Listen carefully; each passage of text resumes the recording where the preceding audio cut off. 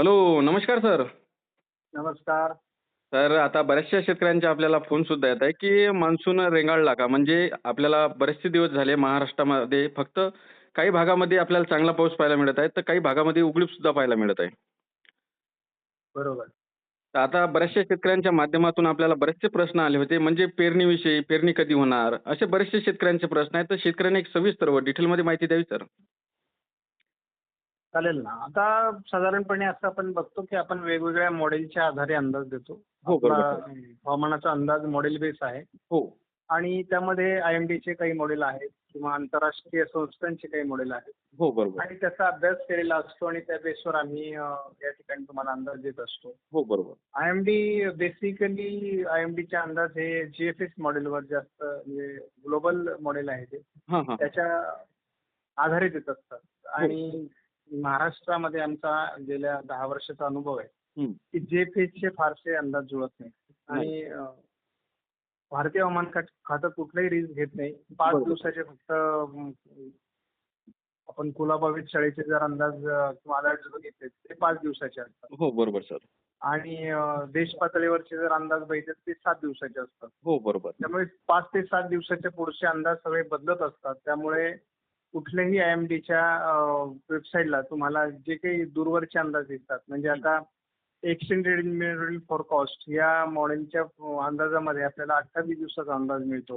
हो, परंतु हे अंदाज सुद्धा प्रत्यक्षात पुढे जाताना बदलताना दिसतात. बरोबर. त्यामुळे आणि जेव्हा एल निनोचं वर्ष असतं तेव्हा कुठल्याही मॉडेलची ॲक्युरेसी ही 50 ते 60% असते. बरोबर सर. आता परिस्थिती अशी आहे की शेतकऱ्यांना तुमचे मॉडेल काय करतायत आम्हाला काही ते सांगू नका. आम्हाला पाऊस कधी येईल ते सांगा. हो, आम्हाला पेरणी कधी होईल ते सांगा. अशा प्रकारची अपेक्षा असते. कारण बरोबर आहे त्यांचं. हवामान अभ्यासकांनी अभ्यास करावा. बरोबर. परंतु त्याच्यातून तंतोतंत अंदाज देण्याचा प्रयत्न करावा अशी त्यांची अपेक्षा असणं काही गैर नाहीये. नाही, नाही. बरोबर. तर या ठिकाणी आता आपण जर ECMWF मॉडेलचा अंदाज बघितला तर 22 तारखेपासून 30 तारखेपर्यंत अतिशय उत्तम अशा प्रकारचा पाऊस, पेरणीयोग्य पाऊस महाराष्ट्रात होईल, हं. असा प्राथमिक अंदाज आहे. आता या अंदाजामध्ये बदल होऊ शकतो हे मी तुम्हाला अगोदरच सांगतो. बरोबर. JFS मॉडेलने मात्र आपल्याला अशा प्रकारचा कुठलाही अंदाज दिलेला नाही. JFS मॉडेलमध्ये 10 दिवसाचा अंदाज दिलेला असतो हं, हं. आणि त्यामध्ये 22 ते 25च्या दरम्यान कुठेही पावसाची शक्यता दाखवलेली नाही. हं, हं, हं, हं. आता आपण जर महाराष्ट्रातली ही परिस्थिती का निर्माण झाली? तर बरोबर. ग्लोबल वॉर्मिंगमुळे उष्णता वाढलेली आहे. हो, यावर्षी एल निनोचं वर्ष आहे. प्रशांत महासागराचं तापमान वाढू लागल्यामुळे एल निनो आता अवतरला आहे, जागृत झालाय हो, आणि त्या ठिकाणी जे मान्सूनचे वारे प्रशांत महासागरातून आपल्याला येत असतात, ते कमकुवत झालेले आहेत. हो. बरोबर. आणि ते वारे शिवाय दिशाहीन आहेत. म्हणजे आता सध्या आपल्याला जे वारे महाराष्ट्रामधून किंवा पूर्व भारतातून भारताच्या भूभागावर सरकायला पाहिजे. हो. तर ते अजून त्या ताकदीने सरकत नाहीयेत आणि कारण बरोबर. त्याला अरबी समुद्रामध्ये अनुकूल अशी स्थिती नाहीये सध्या. हं, हं, हं. या वाऱ्यांना विरोध करणारे वारे परत उत्तर भारतामधून आखाती देशाकडून येणार आहेत आणि ते कोरडे वारे आहेत. हो, त्या वाऱ्यांच्या प्रवाहामुळे जे काही बाष्प किंवा जे ढग आहेत, ते त्या ताकदीने तयार होत नाहीत आणि त्यामुळे सध्या मान्सून पूर्णतः वीक आहे. बरोबर. मग हे किती दिवस राहील असं? तर काही मॉडेलचा अंदाज आहे की हे साधारण 20 ते 21 तारखेपर्यंत परिस्थिती राहील आणि त्यानंतर मान्सूनचे वारे सशक्त होतील. हं, हं. मान्सून पुढे सरकण्यासाठी अनुकूल वातावरण तयार होईल हो. आणि मग एक आठवडाभर म्हणजे जूनचा शेवटचा आठवडा हा पावसाळी असण्याची शक्यता आम्हाला प्राथमिकदृष्ट्या दिसते. हं, हं, हं. आम्ही जे वर्षानुवर्षे मॉडेल वापरले, ज्या मॉडेलला आम्ही चालवून बघितलेलं आहे, तर त्या मॉडेलमध्ये आम्हाला या 8 दिवसात पाऊस दिसतोय. हो, बरोबर. परंतु या मॉडेलने यापूर्वी पण पाऊस दाखवला होता, पण त्यावेळेस काही फारसा पाऊस पडलेला नाही. नाही, बरोबर. त्यामुळे या मॉडेलची अॅक्युरेसी सुद्धा आम्ही 100% धरत नाही, 50% धरतो. त्यामुळे आपल्याला तिथे आता भरपूर पाऊस, मुसळधार पाऊस दाखवलेला आहे. हं, हं. म्हणून महाराष्ट्रात लगेच 22 तारखेपासून 30 तारखेपर्यंत मुसळधार पाऊस पडेल, असं नाही सांगता येत. हो. तर अनुकूल वातावरण तयार होईल आणि त्या काळात पाऊस पडण्याची चांगल्या पद्धतीने जोरदार पाऊस पडण्याची शक्यता आहे हं. आणि काही ठिकाणी तो पेरणीयोग्य असेल, अशा प्रकारचा तो अंदाज आहे. बरोबर सर. आता सगळ्यात महत्त्वाची बाब शेतकऱ्यांना सांगायची की शेतकऱ्यांनी घाईघाईमध्ये झालेल्या मान्सूनपूर्व पावसाच्या जीवावर हो. बऱ्याच भागात पेरण्या केल्यात आणि बऱ्याच शेतकऱ्यांना आम्ही ओरडून सांगत होतो, की तुम्ही धूळ पेरणी करू नका. नाही, बरोबर. तरी देखील बऱ्याच शेतकऱ्यांनी धूळ पेरणी देखील केलेली आहे. हो, हो. बरोबर आहे सर. आणि काही लोकांनी दरवर्षीप्रमाणे यावर्षी देखील मिरचीचं पीक असेल, टोमॅटोचं पीक असेल, भाजीवर्गीय पिकं लावलेली आहेत. हो, हो. आणि आता पाऊस लांबल्यामुळे ती प्रचंड सुकतायत बरोबर आहे. आणि त्यावर त्यांचा भांडवली खर्च झालेला आहे. हो. त्यामुळे शेतकरी फार तणावामध्ये आहे.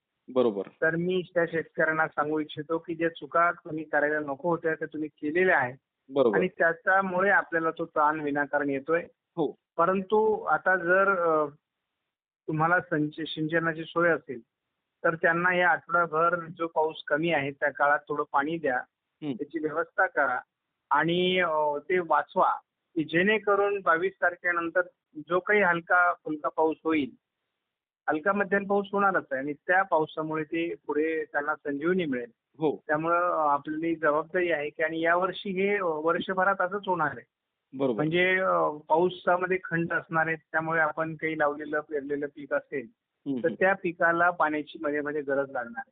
बरोबर. त्यामुळे आपल्याकडे सिंचनाची सोय असेल तरच हे धाडस यावर्षी करा, अन्यथा हे धाडस करू नये. आणि शेवटी आशेपोटी शेतकरी पेरण्या करत असतो. त्याला अपेक्षा असते, की आपण पेरणी केल्याशिवाय तर आपल्या घरात धान्य येणार नाही. नाही, बरोबर. आपल्याला उत्पन्न मिळणार नाही. हो. आणि त्यामुळे अशापोटी ते सगळं होत असतं आणि शेवटी खर्च झेलायला सुद्धा शेतकरी, रिस्क घ्यायला सुद्धा शेतकरी तयार असतो.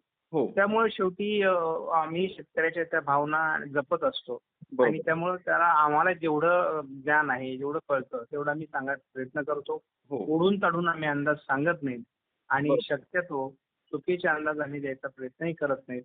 एल निनोचं वर्ष आहे. प्रचंड भीती शेतकऱ्यांच्या मनामध्ये आहे. हो, हो. यावर्षी दुष्काळ पडेल का? आणि बऱ्याच दुष्काळाच्या बातम्या, दुष्काळाचे व्हिडिओ आणि याच्यासाठी सरकार देखील अलर्ट मोडवर आहे. हो, बरोबर सर. मुख्यमंत्र्यांचे अनेक कॉन्फरन्सेस झालेले आहेत, प्रेस झालेले आहेत. त्यांनी क्लिअर सांगितलेलं आहे, पेरण्यांची घाई करू नका. पाणी साठे रिझर्व्ह पिण्यासाठी करण्याच्यासाठी सुद्धा जी-आर निघालेले आहेत. हो. त्यामुळे ही जी सगळी सरकारची तयारी आहे, त्यांना माहिती आहे की पाऊस कमी पडणार आहे. हो. बरोबर. त्यामुळे आपण असं गृहीत धरा की जिथे 500-600 मिलीमीटर पाऊस पडतो, तिथं 100-150 मिलीमीटर पाऊस कमी पडणार आहे. बरोबर. आणि आता समजा आपण उदाहरण घेऊ की 3000 मिलीमीटर पाऊस कोकणामध्ये पडतो. हो. 400-500 मिलीमीटर पाऊस तिथेही कमी होऊ शकतो आणि याचा परिणाम डायरेक्ट पाणी साठ्यावर होणार आहे. बरोबर. आणि मात्र मी सर माझ्या हो. अगदी पहिल्या अंदाजापासून सांगत आलोय की 80 ते 85% पाणीसाठे होतील. हो. परंतु ते पाणीसाठे पुरेसे नसतात. कारण आपल्याला काही पिण्यासाठी पाणी नाही, शेतासाठी पाणी द्यावं लागतं, कंपन्यांसाठी पाणी द्यावं लागतं. हो. आणि पाण्याचा वापर मोठा होतो. बरोबर. मी आता या निमित्ताने सगळ्यांना सांगेन की पाण्याचा वापर जपून करण्यासाठी सुद्धा प्रत्येकाने प्रयत्न केला पाहिजे. हो. आणि हे उष्णता का वाढली हो? तर झाडांचं प्रमाण विकासाच्या नावाखाली मोठी वृक्षतोड झालेली आहे. जंगलं संपलेली आहेत.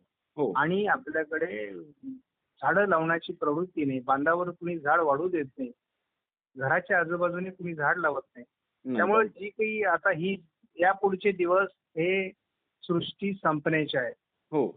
जर खरंच आपल्याला वाटत असेल की आपलं जीवन सुखी व्हावं, तर आपल्याला उष्णतेपासून पहिलं वाचलं पाहिजे आणि ते वाचण्याकरता झाडं लावली पाहिजे. बरोबर आहे सर. मात्र सर तुम्ही शेतकऱ्यांना एक समजेल अशी माहिती दिलेली आहे आणि खूपच छान माहिती दिलेली आहे. तर त्याबद्दल नक्कीच सर तुम्ही शेतकऱ्यांना एक महत्त्वपूर्ण आणि डिटेलमध्ये माहिती दिल्याबद्दल धन्यवाद सर. ओके. धन्यवाद.